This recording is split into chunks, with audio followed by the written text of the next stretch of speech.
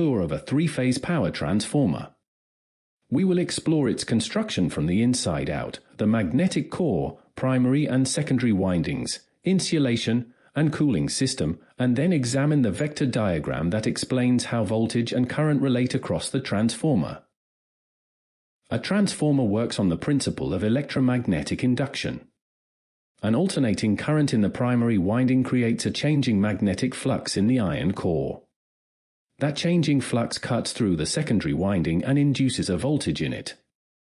No electrical connection exists between primary and secondary. Energy is transferred entirely through the magnetic field. The ratio of primary turns to secondary turns determines the voltage ratio. If the primary has 1000 turns and the secondary has 100 turns, the turns ratio is 10 to 1, and the secondary voltage is 1/10 of the primary. This is a step-down transformer. Reversing the ratio gives a step-up transformer. The turns ratio also sets the current ratio inversely. Higher voltage on one side means lower current, and vice versa. The magnetic core is the backbone of the transformer. It is built from thousands of thin laminations of cold-rolled grain-oriented silicon steel, each 0.3 mm thick. The laminations are coated with a thin insulating varnish to prevent circulating eddy currents, which would cause heating and energy loss. The grain orientation of the steel aligns with the direction of flux, giving very low hysteresis loss. In a three-phase transformer, the core has 3 limbs, one per phase. The limbs are joined at the top and bottom by horizontal sections called yokes. Together they form a closed magnetic circuit. The winding of each phase sits concentrically around its own limb. 45-degree miter joints at the corners of the core reduce air gaps and allow flux to pass smoothly around the corners with minimum reluctance. The primary winding receives electrical power from the supply. It is wound from copper or aluminium conductors and arranged concentrically around the core limb. For high-voltage primaries, the conductor is thin wire wound in many layers. This is called layer winding. Each turn is insulated from the next by paper or enamel.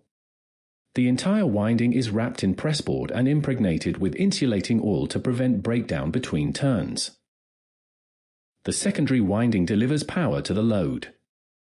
It sits closest to the core, inside the primary winding. For low voltage, high current secondaries, the conductor is a wide rectangular copper strip. This is called disc winding or foil winding. The wide cross-section minimizes resistance and copper loss at the high currents involved. A concentric gap between primary and secondary provides the leakage reactance needed to limit fault currents. Insulation is critical. A transformer that overheats will fail. The main insulation is mineral oil, which fills the steel tank completely. Oil serves 2 purposes: electrical insulation and heat transfer. Pressboard barriers separate the high voltage and low voltage windings. Kraft paper wraps individual conductors. The insulation class, typically class A at 105 degrees Celsius, sets the maximum allowable winding hotspot temperature. The core and winding assembly, called the active part, is immersed in mineral oil inside a sealed steel tank. Heat generated by copper and iron losses transfers into the oil. Hot oil rises by natural convection into external radiator panels,